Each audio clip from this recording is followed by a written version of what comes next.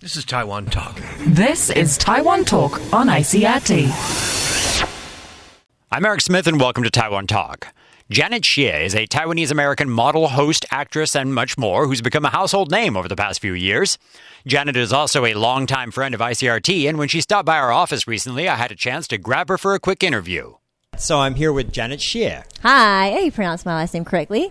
Yeah, Hsieh as in Hsieh, right? Yeah, exactly. Okay. I always get, when I was growing up, I got like, Hsieh. I think it's because of the spelling, like the H. Yeah, they don't know how to pronounce that. Definitely throws people off. Well, Janet, over the past couple of years, your career has absolutely exploded in Taiwan. I've been very fortunate. You turn on the television and flip through the channels, and you basically can't find a station where you're not featured in some way. Oh, I'm sorry. That's a good thing, especially for you. It is. I feel very, very blessed. But what's that been like? I don't really think of myself as being particularly famous. I mean, really, I just think of myself as really lucky. I do have the best job in the world, that I do get to travel around.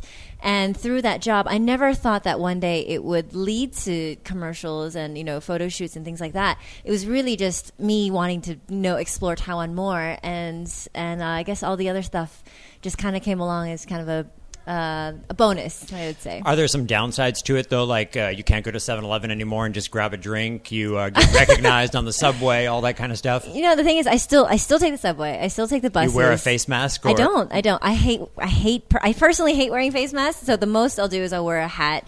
So no, I mean, I appreciate that that the Taiwan public, does like the show, and I'm happy. Like if people come up to me and want to take my picture and things like that, I'm still very, very honored to to be in that picture with them. So I don't mind so much. And I think the biggest downside is the lack of time.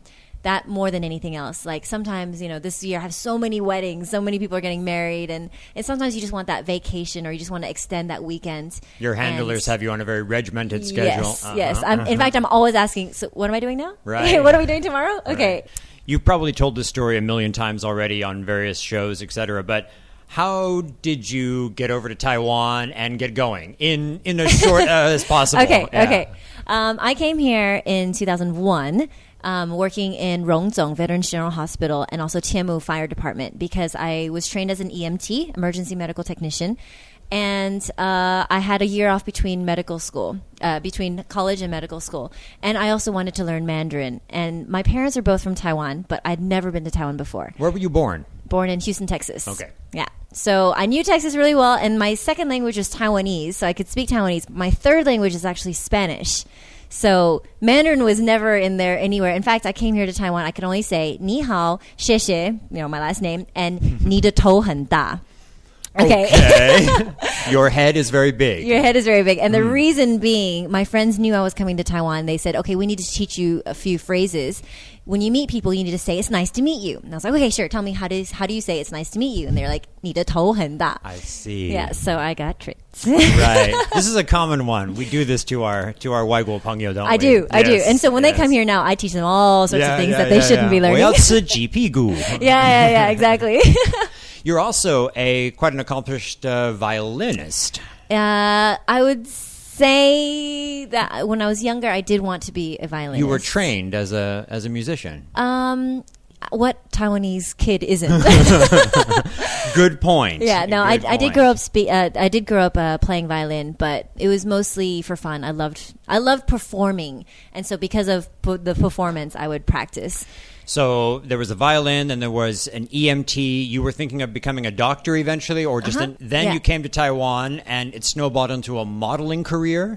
Yeah, I started when somebody just asked me if I wanted to do a commercial. I did that. It was fun and didn't think that would lead anywhere. And I didn't think anybody would see me after I did the commercial, which is why I accepted the commercial, because it was an underwear commercial. So I was walking around. Where can we find that? I'm not saying.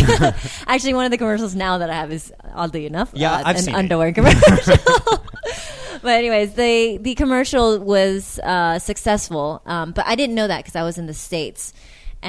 But a whole bunch of advertising agencies, and they said, we really liked your look. So they said, come back. We would like you to do other auditions for, movies and TV shows and other commercials. So it was kind of difficult for me to decide because that meant I had to give up medical school. Right. Which was my dream all along. Like I really wanted to do Doctors Without Borders. That was my dream job, just to be able to go around the world, travel, and, being a doctor, like doing medicine, doing ER. So that was my dream all along. And to have to give that up to become a model, it took a while to decide. But then I decided that, why not? I'll give it a shot. I can learn Mandarin. That way I can also do Doctors Without Borders in in Mandarin-speaking countries. I'm Eric Smith. Catch the program tomorrow to hear more from Janet. This is Taiwan Talk. This is Taiwan Talk on ICRT. Thanks for tuning into Taiwan Talk. I'm Eric Smith, and today I'm chatting again with Taiwanese-American Janet Hsieh, one of Taiwan's most popular TV hosts. Janet told me that speaking Taiwanese was one of the biggest things that helped her career get started. I think I have to thank the fact that I could speak Taiwanese on getting the show Fun Taiwan, because then I was a new face. There was plenty of people who had experience, who were already hosts, who were already models, who were already famous, who had auditioned and who could obviously host much better than me.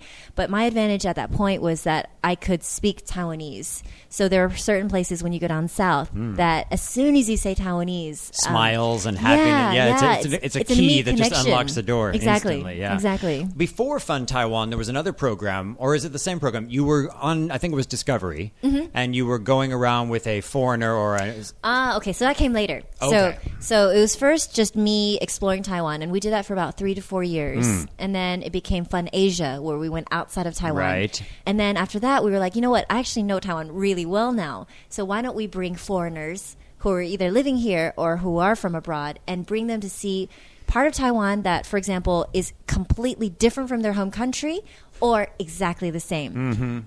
Unexpected surprises. For example, we took a Colombian guy, Hector. We took him to the mountains of Taiwan where they're planting coffee. Okay. Yeah, right. Gulkan. All right. And so he tried the coffee and he's like, oh my God, this is exactly like Colombian coffee. I didn't know that you could have coffee here. So that was one example. And then we took Anna, a Russian, she lives in the plains of Russia. She'd never seen mountains before. She'd never seen the ocean before.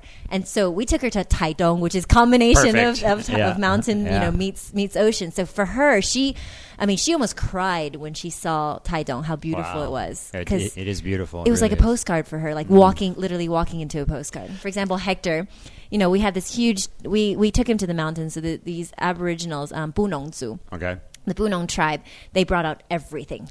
And I was trying my hardest to freak him out. Grubs and... Yeah, exactly. We had flying squirrel intestines and he would just kind of taste everything. And I was kind of disappointed. Yeah, you wanted that look. Exactly. I wanted the reaction, right? And so I was kind of like, oh, darn it. Okay, well, that didn't work. That, what I'd had in my mind didn't work. And then so we, cut, so we started to just eat. And then we brought out watermelon, yellow watermelon. And that freaked him out. He went, oh my God, no te puedo creer. He went on and on about how he had never seen yellow watermelon before. This should not exist. Yes, and so here I am, scratching my head. I'm like, okay, so I just gave you flying squirrel intestines soaked in vinegar, rice wine. Right. No reaction. Right. But yellow watermelon gets him going, oh my God, I have to bring this back to Colombia. I've never seen it before. Blah. Brilliant. So, things like that kind of shock you, but they're also really fun. So you also have that other show where contestants have to go around Taiwan. Yes, Fun Taiwan Challenge. Is that going to continue? Or we just did the second season, and it's airing right now. The problem with that is that it is a huge endeavor. Project. Yes. Yeah. For example, this season we went to the Taiwanese military camp, boot camp. And that's never been allowed before in history, in Taiwanese history. Yeah, I believe it. We got permission. They were very strict, but we got to stick our contestants through boot camp. I was so jealous. I really wanted to do boot camp myself. I'm not so jealous. Yeah, if you think about it. But no. You want it once you're there. You kind of just want to you just give it a shot. Give it a go. But it's a huge endeavor, and the budget obviously is crazy. And we would love to continue to do it. It's just we don't know if we have the means to be able to come up with all these crazy things. I swear, after doing this, our production crew half of them have grown gray hairs, and the other ones have just like taken a month off to, a break, because it is such a huge project for them to take on. Are you planning on branching out further into movies or? Yeah, yeah, that's definitely on the list, the bucket list. We just did one this year. It was a TV movie. It was a movie for the Chinese New Year, 穿越101. This year there are definitely more projects for the big screen. It's just more of a matter of time, because I have Fun Taiwan, I have Fun Asia, Fun Taiwan Challenge, and then I also started hosting a new show with Guaka, a very famous Taiwanese host. It's called Jing Tou Now. Actually, hopefully we can invite some of our ICRT listeners on the show, because it's a knowledge quiz show where you come on, you have to ask questions. At the very end, we give you 100,000 NT. So welcome. Hopefully we'll open that up to either foreigners or anybody who would like to come on. Excellent. Janet Hsieh, thank you so much for talking with us. Thank you very much. I'm Eric Smith. All of our episodes are available on iTunes or on the ICRT website.